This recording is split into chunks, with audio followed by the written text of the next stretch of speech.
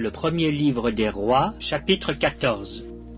Dans ce temps-là, Abijah, fils de Jéroboam, devint malade. Et Jéroboam dit à sa femme, « Lève-toi, je te prie, et déguise-toi pour qu'on ne sache pas que tu es la femme de Jéroboam, et va à Silo. Voici, là est Achija le prophète. C'est lui qui m'a dit que je serai roi de ce peuple. Prends avec toi 10 pains, des gâteaux et un vase de miel, et entre chez lui. Il te dira ce qui arrivera à l'enfant. » La femme de Jéroboam fit ainsi. Elle se leva, alla à Silo, et entra dans la maison d'Achija. Achija ne pouvait plus voir, car il avait les yeux fixes par suite de la vieillesse. L'Éternel avait dit à Achija, « La femme de Jéroboam va venir te consulter au sujet de son fils, parce qu'il est malade. Tu lui parleras de telle et telle manière. Quand elle arrivera, elle se donnera pour une autre. » Lorsqu'Achija entendit le bruit de ses pas, au moment où elle franchissait la porte, il dit, « Entre, femme de Jéroboam. Pourquoi veux-tu te donner pour une autre? Je suis chargé de t'annoncer des choses dures. Va, dis à Jéroboam, ainsi parle l'Éternel, le Dieu d'Israël.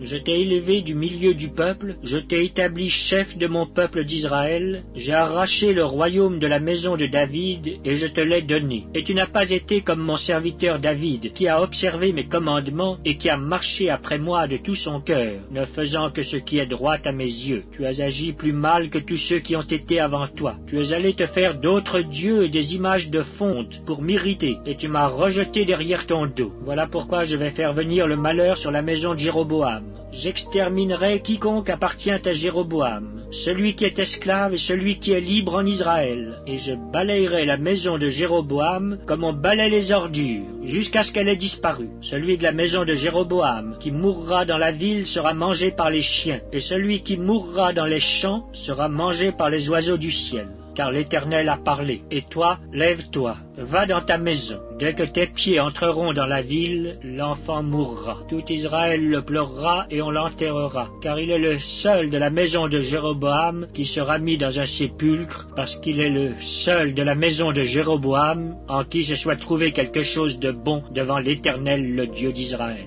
L'Éternel établira sur Israël un roi qui exterminera la maison de Jéroboam ce jour-là. Et n'est-ce pas déjà ce qui arrive? L'Éternel frappera Israël, et il en sera de lui comme du roseau qui est agité dans les eaux. Il arrachera Israël de ce bon pays qu'il avait donné à leur père, et il les dispersera de l'autre côté du fleuve, parce qu'ils se sont fait des idoles irritant l'Éternel.